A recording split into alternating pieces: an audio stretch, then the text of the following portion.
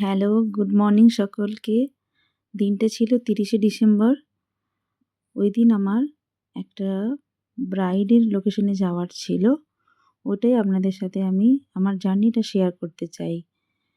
তো ওইদিন আমি জামশেদপুর থেকে বেরিয়ে পড়ি, রওনা হয়ে যাই চিত্তরঞ্জন যাওয়ার উদ্দেশ্যে। আর ৩০ তারিখের টেম্পারেচার ছিল 8 ডিগ্রিজ, মানে সকাল ৮টার টেম্পারেচার। আমার ট্রেন ছিল 8:30টায়। তো আমি বেরিয়ে পড়ি স্টেশনের উদ্দেশ্যে। অনেক মর্নিংয়ে, অনেক সকালে উঠেছি। তো বেরিয়ে পড়ি। তো স্টেশনের উদ্দেশ্যে স্টেশনে গিয়ে তো আমি একদম হতবাক। স্টেশনে গিয়ে যখন পৌঁছলাম, অথচ আমি ট্রেনের স্ট্যাটাস বাড়িতে বারবার চেক করেছি, কিন্তু কোনোভাবে স্ট্যাটাসে কোনো কিছু দেখাচ্ছিল না যে ট্রেনটা ডিলে আছে কি ট্রেনটা কিছু প্রবলেম হয়েছে, কিছুই দেখাচ্ছিল না, অন টাইম দেখাচ্ছিল। তো যাই হোক, সেই মতোই আমি বেরিয়ে 7:30টার মধ্যে স্টেশনে পৌঁছে যাই। তো তারপরে যখন আমার 8টাতে ট্রেনটা ছিল, আমি যখন স্টেশনে গিয়ে পৌঁছে ডিসপ্লে চেক করি, তো আমি তো আকাশ থেকে পড়েছি। তার কারণ ওখানে দেখাচ্ছে, ওখানে কোনো কিছুই শো করছে না, রেড হয়ে আছে। আর ট্রেনটা ছিল আমার টাটা বক্সার এক্সপ্রেস। তো ট্রেনটা কখন আসবে কোনো কিছু টাইম শিডিউল ছিল না। দেখাচ্ছিল যে 12টার পর 12:30 নাগাদ আসলেও আসতে পারে, এরকম একটা ব্যাপার। তো একদম হতবাক, কী করব এই ভাবতে ভাবতেই ডিসিশন নিলাম যে বাড়ি ফিরে যাই। তো সেই মতোই আবার ব্যাক করি বাড়িতে। বাড়িতে ব্যাক করে বাড়িতে এসে সমস্ত কাজকর্ম আবার নতুন করে শেষ করে 12টা বাজার আগে, মানে 11:30 থেকে 11:45টার মধ্যে আবার স্টেশনে আসি, যে এবার নিশ্চয়ই টাইমে ছাড়বে। কারণ আমার ওই ট্রেনটা টাইমিং যা ছিল 8টা থেকে যদি ছাড়তো, আমি মোটামুটি 1টার মধ্যে আমি চিত্তরঞ্জন পৌঁছে যেতাম। কিন্তু 12:30টার পরে ছাড়লে আমি আরও 4-5 ঘন্টা পরে পৌঁছবো। তাও ভাবলাম যে ঠিক আছে, দিনের বেলায় তো পৌঁছে যাবো, অসুবিধে কিছু নেই। তো যাই হোক, এইভাবেই আমি বেরোলাম।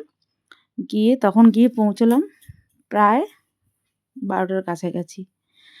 তো গিয়ে দেখলাম সেই একই সিচুয়েশান ট্রেন টাইমিংয়ের। কোনো কিছুর ইমপ্রুভমেন্ট নেই, বরং ট্রেনটার টাইমিং দেখাচ্ছে যে আরও এক্সটেন্ড করেছে, এবং প্রবলেমটা কিছু বলছে না যে কেন হচ্ছে। অন্যান্য ট্রেন মোটামুটিভাবে ঠিকই আছে, অন টাইমেই আছে। সেদিন একটু ফগ ছিল আর প্রচণ্ড ঠান্ডা ছিল, 8 ডিগ্রি টেম্পারেচার। যখন আমি বেরিয়েছিলাম বললাম 8টার সময়। তো যাই হোক, আমি গিয়ে যখন স্টেশনে গেলাম, গিয়ে দেখতে পেলাম যে 12:30টার ট্রেনটাও 12:30টায় ছাড়বে না। মানে আমার তো মাথায় হাত, আমি কি করে ক্লায়েন্টের বাড়িতে পৌঁছবো। কারণ পরের দিন মর্নিংয়ে 31স্টে আমার আর্লি মর্নিংয়ে, কারণ খ্রিস্টান ব্রাইড ছিল আমার। একদম আমাকে টাইমিং দিয়েছিল যে 5:30 থেকে 6টার মধ্যে ভোরবেলায় সে বসবে মেকআপে, কারণ তাকে 9টার আগে ছেড়ে দিতে হবে, 8:30টার মধ্যে ছেড়ে দিতে হবে।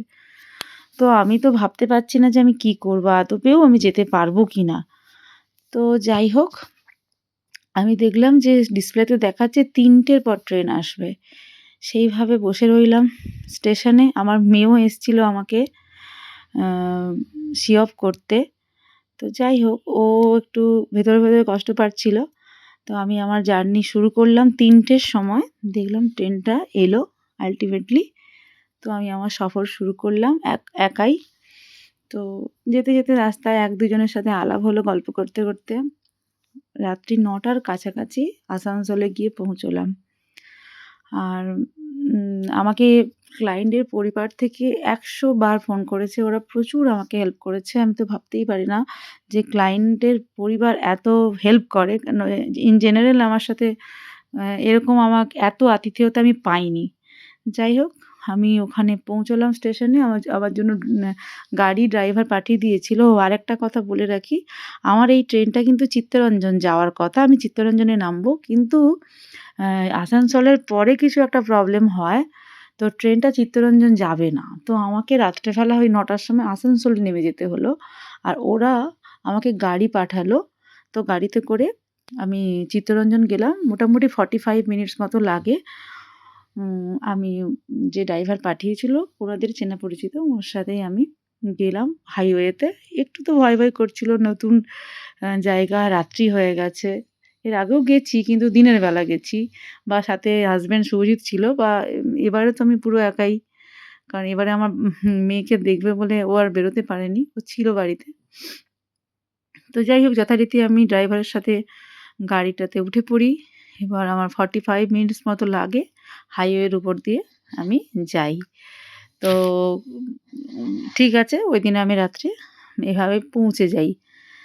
তো পৌঁছে আমার নেক্সট ডে মর্নিংয়ে ছিল মানে আমি যতটা আপনাদেরকে সহজ করে বলছি, সেই দিনটা এতটা সহজ ছিল না। মানে আমি 12:30টার সময় স্টেশনে পৌঁছে দুপুরবেলা 3টে পর্যন্ত বসে আছি ছোট্ট বাচ্চা মেয়েটাকে নিয়ে। কারণ সে আমাকে ওখানে সি অফ করতে গেছে। তো ও যে আমাকে একটু বলবে, "মাম্মা তুমি এসো।" আমি এটাই বলতে মানে এতটা টাইম ও ও কল্পনা করেনি, বা আমিও করিনি। নাহলে আমি কখনোই বাচ্চাকে অ্যা ব মানে নিয়েই যেতাম না স্টেশনে। ওরও খুব কষ্ট হয়েছে। আর আর ওইদিন খুব ঠান্ডা, মানে স্টেশন যেন বেশিই ঠান্ডা। মানে বাড়িতে এত ঠান্ডা লাগে না, স্টেশনে যেভাবে ঠান্ডা লাগছিল। 12টার সময়ও মনে হচ্ছিল যে এখন সকাল 8টা বাজে। এরকম টেম্পারেচার। যাই হোক, এভাবে আমি পৌঁছে খুব স্ট্রাগল করে আরকি। আর হাতে আবার ৩ খানা ব্যাগ ছিল। খুব স্ট্রাগল করে আমি পৌঁছাই। উম আ তো তো আপনাদেরকে আমি আমার কাজ পরবর্তীতে শেয়ার করব।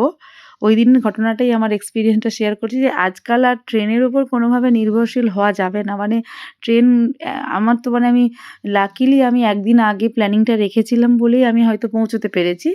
এছাড়া আমি মর্নিংয়ের কাজের জন্য আমাকে একদিন আগে যেতেই হতো। আদারওয়াইজ কোনো উপায়ই ছিল না। নাহলে নরমালি ভেবে দেখুন, আমার তো এখান থেকে 4 ঘন্টা কি 5 ঘন্টার মতো ডিসট্যান্স আছে। চাইলেই আমি কিন্তু ওই দিন যদি আমার ধরুন মর্নিংয়ে কাজ না হয়ে বিকেলের কাজ হতো, আমি যেতেই তো পারতাম। আমি তো এরকম প্ল্যানিং রাখতে পারতাম। কিন্তু এই ঘটনাটা হওয়ার পর আমার একটা ভয় ধরে গেছে যে আমি দূরের কোনো কাজ থাকলে আমি অ্যা মানে দিনের দিন রাখবো না। আমি একদিন আগে পৌঁছে যদি যেতে পারি তবেই কাজ নেব। আর যদি না আমি পৌঁছতে পারি আমি কাজ নেব না। আমার যে এক্সপেরিয়েন্স হয়েছে, আর ফেরার এক্সপেরিয়েন্স তো আরোই প্যাথেটিক। আরোই 12 ঘন্টা লেগেছে আমার ওখান থেকে এখানে ফিরতে। অ্যা চিত্তরঞ্জন থেকে আমার টাটা ফিরতে 12 ঘন্টা লেগেছে। সে আরেক প্যাথেটিক স্টোরি। সে আর বললাম না। মানে এখন তো সত্যিই খুব ভয় করছে যে দূরের কাজ এলে কিভাবে আমি ট্রাভেল করব, কিভাবে প্ল্যানিং করব সেটা জানি না কিভাবে হবে। যাই হোক, চলুন চলে এসেছি ডেস্টিনেশনে, যেখানে ওদের পরিবারের কিছু প্রোগ্রাম রিচুয়ালস হচ্ছিল বিয়ের আগের দিন। তো এইসব হতে আমি পৌঁছে যাই। ওখানে পৌঁছে আমায় একটা রুম দিয়ে দেয়া হয় যে এখানে আপনি রেস্ট নেবেন, আর তার সাথে আমাকে ডিনার করতে পাঠিয়ে দেওয়া হয়। তো ওখানে আমি পৌঁছে যাই। আর আমি এখানে যে গেছিলাম, এখানে আমার খুব কাছের একজন মানুষ, ওর বাড়িরই প্রোগ্রাম ছিল। তো সেই দিদি আমায় দেখতে পেয়ে আপ্লুত হয়ে গেছে, আলিঙ্গন করতে আসছে। তো আমি আপনাদের কাছে পরবর্তীতে দেখাবো আমি আমার কাজ কি করলাম, মর্নিংয়ে কি হলো, চার্চে গেলাম, কি হলো সবকিছু শেয়ার করব আপনাদের। চলুন, বাই।